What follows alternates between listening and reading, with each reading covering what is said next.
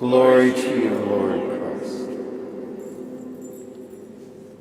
Jesus and his disciples passed through Galilee. He did not want anyone to know it, for he was teaching his disciples, saying to them, "The Son of Man is to be betrayed into human hands, and they will kill him. And 3 days after being killed, he will rise again."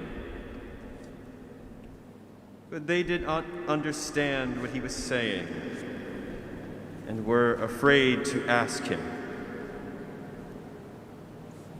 Then they came to Capernaum, and when he was in the house, he asked them, "What were you arguing about on the way?" But they were silent, for on the way they had argued with one another, who was the greatest. He sat down, called the 12, and said to them, "Whoever wants to be first must be last of all and servant of all." Then he took a little child, put it among them, and taking it in his arms, he said to them, "Whoever welcomes one such child in my name welcomes me. And whoever welcomes me welcomes not me, but the one who sent me." The Gospel of the Lord. Praise to you, Lord Christ.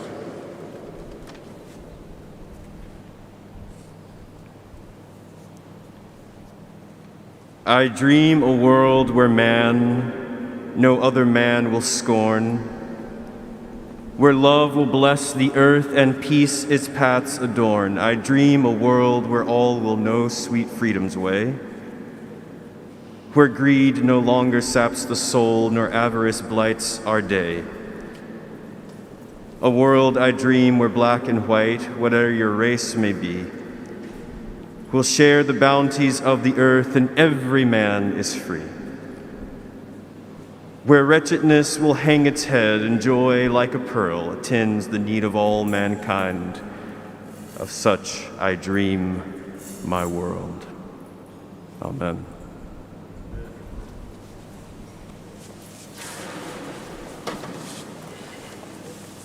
Peace, peace, peace. What is the price of peace? The beautiful anthem you heard from our cathedral choir was David Lang's "Make Peace."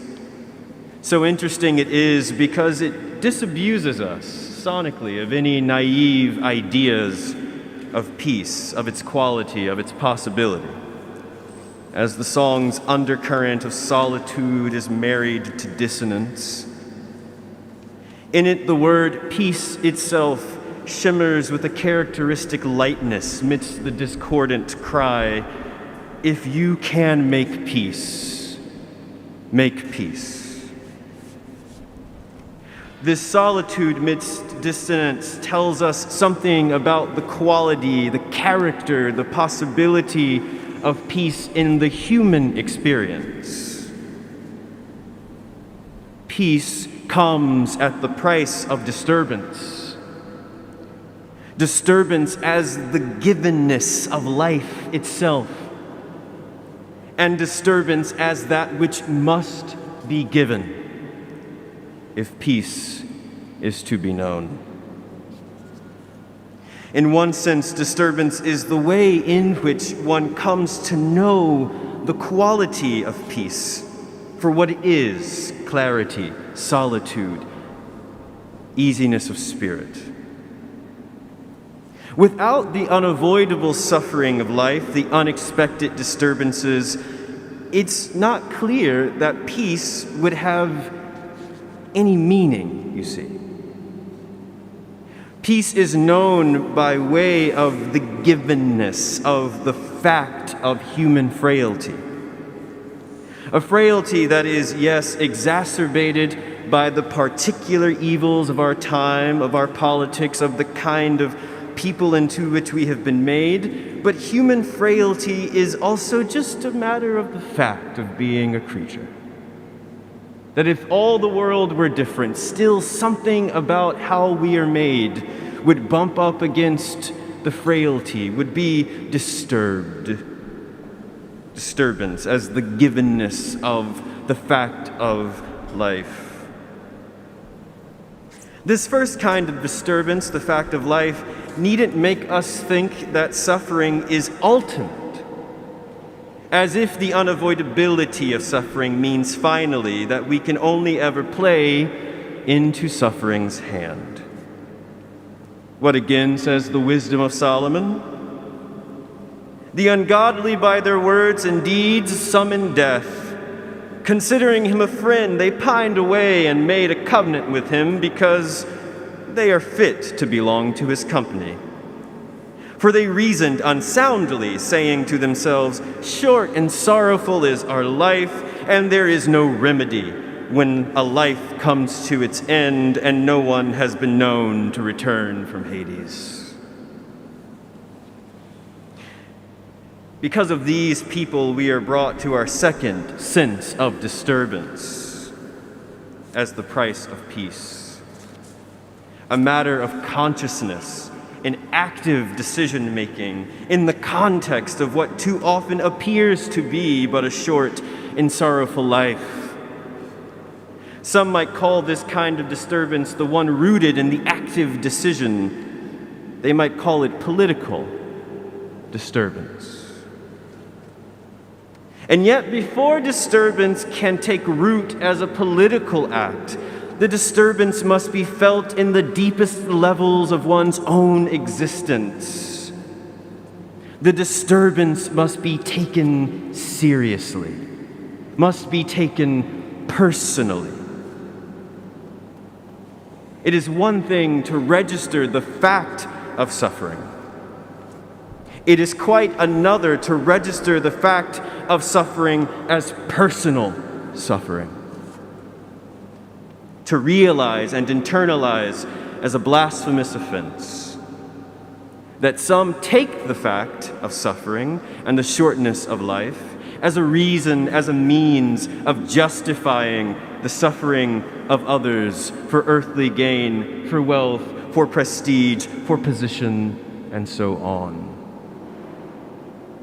And when one takes this personally, the casual nature of exploitation, of violence, they are not far off from the questions, who am I?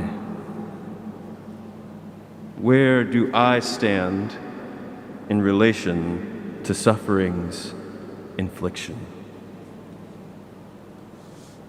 These are the questions that turn the soil of disturbance in the soul, that prepare one to be transformed. Who am I? Where do I stand in relation to suffering's infliction? Disturbance as the price of peace in this sense is the decision to turn the mirror, to internalize the offense, to take it, the world's suffering, to take it personally. The risk of these questions, who am I? Where do I stand in relation to suffering's infliction? The risk is not only the recognition of one's own complicity, that's too easy.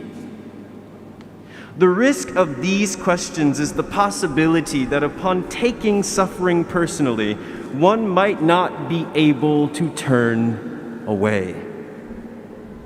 It is the risk that one's desires, one's hopes, one's sense of what constitutes a full life will be utterly transformed. And so, at a deeper level, the risk of these questions is the risk of one's very life, the risk of reality itself. How to bear such a risk. Let us return to the words of the ungodly and the wisdom of Solomon. Let us lie in wait for the righteous man, because he is inconvenient to us and opposes our actions. And it goes on. He calls the last end of the righteous happy and boasts that God is his Father. Let us see if his words are true. And let us test what will happen at the end of his life. For if the righteous man is God's child, he will help him and will deliver him from the hand of his adversaries. Let us test him with insult and torture, so that we may find out how gentle he is and make trial of his forbearance. Let us condemn him to the shameful death, for according to what he says, he will be protected.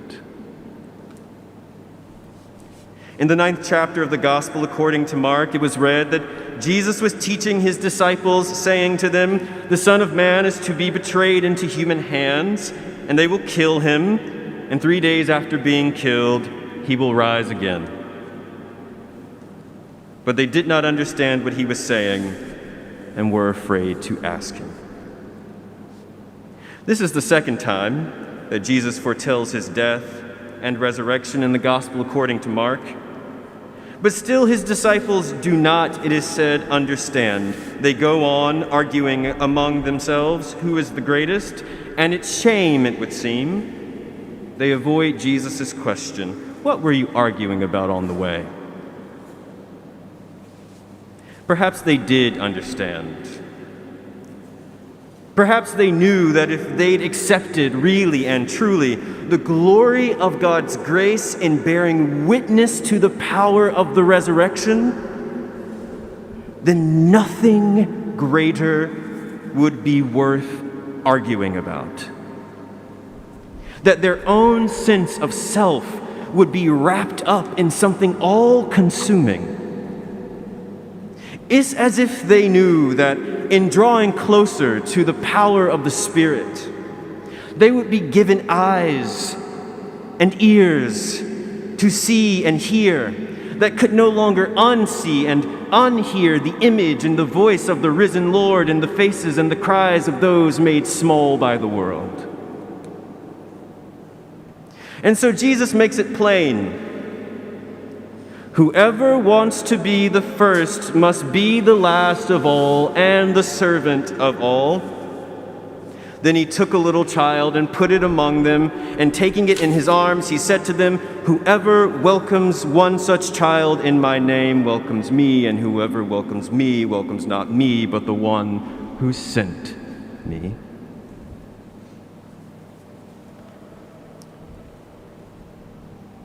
I had the privilege of dinner with one of the original members of the Black Panther Party, Elaine Brown, just a few weeks or so ago.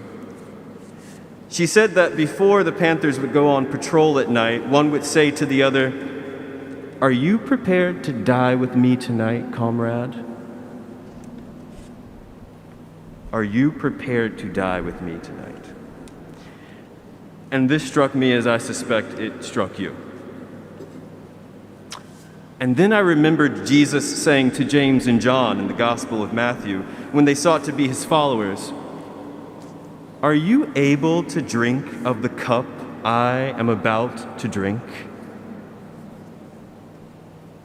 This comes directly after he foretells his death for the third time in Matthew's Gospel account. You might know that in 1969, the Black Panther Party started a free breakfast program for black children in Oakland, California. Brown told us that they tried church after church, but no one, black or white, would house the program. That is, until the Reverend Earl Neal, rector of St. Augustine's Episcopal Church in Oakland, flung open the doors of the church, putting his own life on the line. But perhaps he knew his Bible. "Whoever welcomes one such child in my name welcomes me," said Jesus, "and whoever welcomes me welcomes not me, but the one who sent me." Now in his mid-80s and living in South Africa, Reverend Neil is clear. Sure, you may never eradicate racism, sexism, xenophobia, homophobia, or religious intolerance, but you have to continue to press on. You have to uplift people. The God in you must feel defamed by the God in others who are defamed. Not only must we bear life's suffering together, not only must we take it personally, not only must we uplift people, but we can. We can. We can, despite all the ways that this world says it's every man for himself. Because it is the Spirit of God that bears us up. We can take the risk of losing our lives, because the loss in the end is no loss at all. The price is no price at all. This is the indomitable consonance, the resolution of the gospel story, that which shimmers on the edge of all discord, that stubborn, steady rhythm that is the undercurrent of life itself. The price of peace has already been paid. The only one, or the one, who was betrayed into human hands and killed, he rose again from the dead. What a story. And in rising, flung wide the doors of reality itself. All we must do is walk. Walk in the light of God. And what at certain moments will feel like a price will be transformed into a promise, whether you get to see it or not.